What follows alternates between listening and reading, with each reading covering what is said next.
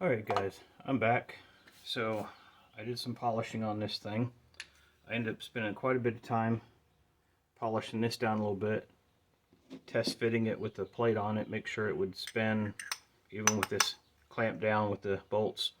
And it spins nice and freely. And then when I put this impeller part in there, it started binding up again. So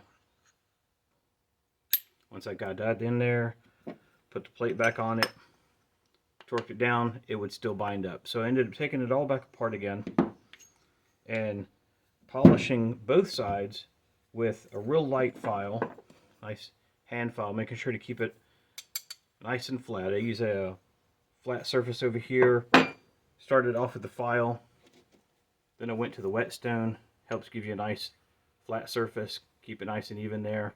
Take your time with it, don't try to grind it like that, just nice and smooth, small circles.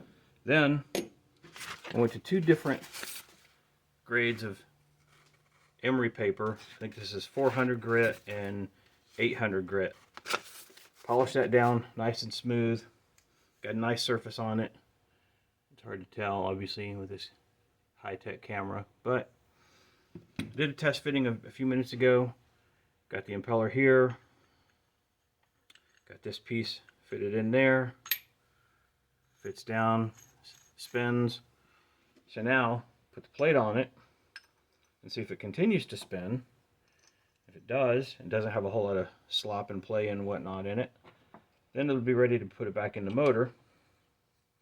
Then we'll put the oil pan back on the motor, we'll put the distributor in, we'll get everything else dressed up with it, put some oil back in it. So we got our things down finger tight. Still spins, so that's a good sign. So I'll take our 7/16 wrench, put a little on that. That's not real tight, just snug.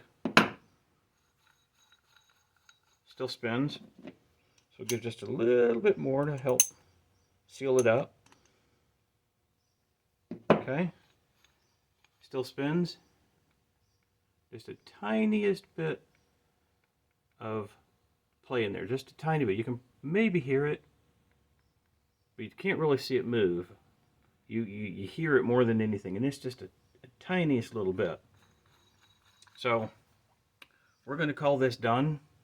We're going to put this back in the Jeep probably tomorrow. It's getting close to dinner time, so I think that we're going to do this tomorrow when the guys are here, and hopefully get this thing back on the road.